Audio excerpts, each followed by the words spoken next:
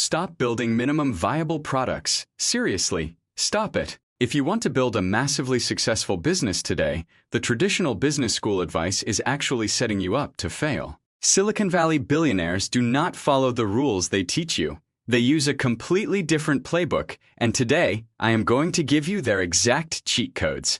We are breaking down the internal frameworks of Mark Pincus, the legendary founder of Zynga. He created FarmVille, generated over 1 billion app installs, and built a multi-billion-dollar empire. His secret weapon? He treats entrepreneurship exactly like a video game. It is a concept he calls life at the speed of play, low cost, lightning fast, and zero fear of failure. Let's level up! Rule number 1. Your gut is right, but your brain is lying to you. Mark found that a great entrepreneur's instinct is right 95% of the time. But their first specific idea, it is wrong at least 75% of the time. We all naturally fall in love with our first idea, and that is exactly how startups die. In 2003, Mark had a brilliant instinct, waiting for a taxi dispatcher sucks.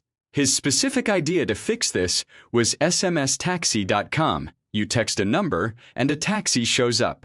The instinct to revolutionize transportation was flawless. But the specific idea was a complete miss. It wasn't until 6 years later that Uber found the actual winning idea by using GPS and trusting strangers to drive you. Do not get attached to your first idea, but before you even have that winning idea, you will probably find yourself in a place Mark calls the abyss. This is the dark, unstructured period between jobs or failed startups. The world doesn't care if you get out of bed. You feel like you are completely losing. But do not rush past it. The abyss is actually where your deepest instincts form. It is where you slow down enough to see the massive shifts happening in the world that everyone else is too busy to notice. To know if your instinct is actually ready to become an empire, you need to look for true signal. In early 2004, Sean Parker brought a 19-year-old kid to meet Mark. The kid was wearing basketball shorts, Hawaiian flip-flops, and handed over a business card that said, "I'm CEO, bitch." That kid was Mark Zuckerberg. He opened up the Facebook. It took him 1 week to get 20% of a college campus, and another week to get the remaining 80%. But here is the ultimate golden metric: 60% of those students logged on every single day. When you see a 60% daily active user to monthly active user ratio, you have found true signal. That metric proves your service is a daily habit. Mark Pincus instantly invested $38,000 in Facebook's seed round, which would be worth around $6 billion today. This brings us to rule number 2. The MVP is a trap. The word viable in minimum viable product gives your team a dangerous excuse to spend 6 months coding features nobody ever asked for. You need to hunt for the minimum idea state. This means testing your idea in its rawest form, often without writing a single line of code. Look at Zappos, the billion-dollar shoe retailer. To prove people would buy shoes online, the founder didn't build a massive warehouse or inventory system. He literally walked into a local mall, took photos of shoes, and put them on a basic website. When someone clicked buy, he went back to the mall, paid full retail price, and shipped it himself. Zero infrastructure, zero inventory, absolute true signal. When Zynga wanted to know if people would play poker, they didn't spend months building a complex poker engine. They simply put a text link on another game that said, "Rob them at the poker tables." 22.7% of users clicked that link. It went to a dead page, but it didn't matter. That single click proved the demand for $0. They built the game, and it became a massive hit. Rule number 3. Stop trying to reinvent the wheel. Seriously. There is a harsh truth in Silicon Valley. All completely new ideas fail. If you want to make a hit, you need to use the golden formula: proven, better, new. First, proven. You must legally copy the exact user interface and mechanics from products that your audience already loves. Do not make users learn a new way to click buttons. Next, better. This is an objective improvement where 10 out of 10 users will instantly say, "This is awesome." Maybe it is faster, or it removes a paywall, or there is no download required. Finally, new. This is your completely novel idea, but you must isolate it. If your crazy new feature fails, it shouldn't destroy the proven foundation of your app. How do you think the $27.7 billion company Slack was built? The Slack team took a proven, boring enterprise chat tool called HubChat. They made it objectively better with a fast, modern design, and their new was a friendly consumer-grade vibe with emojis. That tiny pivot created a $27 billion empire. Meta did the exact same thing with Threads. The proven feed was Twitter. The better part was instant onboarding using your Instagram account. The new part was seamlessly connecting your existing social graph across apps. 100 million users in 5 days. Boom! But having the best product isn't enough. You need to hack your distribution. Too many founders naively buy into the premise that if you build the best product, you will win. The reality is, massive hits are built on distribution hacks. YouTube got its massive start by allowing users to embed video links directly onto MySpace pages. Today, one of the most overlooked channels is Snapchat, which has hundreds of millions of daily active users, even bigger than X.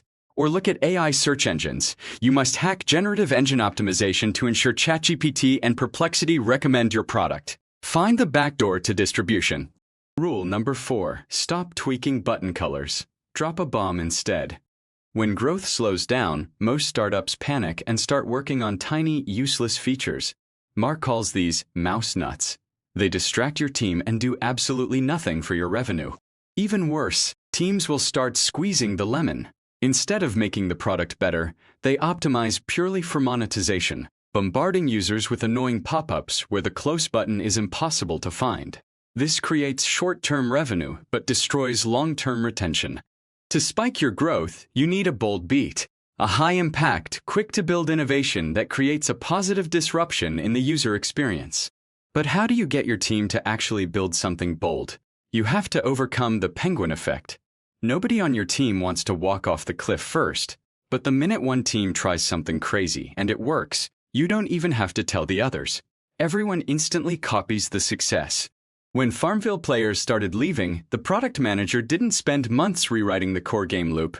He spent half a day creating the lonely cow. It was a simple post on Facebook saying a sad cow wandered off your friend's farm and needed help getting home. That tiny, emotional, slightly manipulative feature brought 1 million players back to the game in a single day. Rule number 5, the ultimate paradox. Forget scale.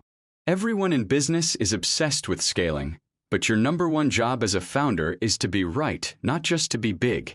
Scale is not the objective. Absolute quality is. If you cannot deliver a perfect experience to your first 100 users, expanding to 1 million users will only kill you faster.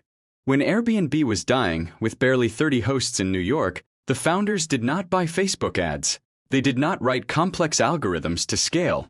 They literally flew to New York, knocked on strangers' doors, and manually took professional photos of the apartments themselves. They stayed close to the metal. You must humanize before you productize. Do things that don't scale so you can figure out what actually works. And if you are working inside a big company right now, you might feel trapped as what Mark calls an expert witness. You are the person closest to the data and the right answer, but you are the furthest from the actual decision-making power. You present brilliant insights, and the executives ignore you. If you are an expert witness, it is time to transition into founder mode. Founder mode is unapologetic leadership. It means taking control, ignoring consensus, and being willing to be disliked in the short term to drive long-term success. To keep all of this on track, Mark uses a personal practice he calls the Book of Life. Once a year, he sits down and takes inventory of his deepest failures, his current status, and his wildest goals. He asks himself one powerful question: what would the future version of me thank my present self for doing today? You are living your life in a cage with golden bars. The door is open, but you don't even know it. It is time to step out. Building a startup doesn't have to be a multi-year, soul-crushing nightmare. If you treat it like a game, kill your bad ideas fast, use the proven Better New framework, and launch bold beats, you will completely change your odds of success. So here is your challenge for today. What is your minimum idea state? How can you test your big idea for $0 by tomorrow morning? Let me know in the comments below. Drop a like if this Silicon Valley playbook blew your mind, subscribe for more deep dives, and I will see you in the next level.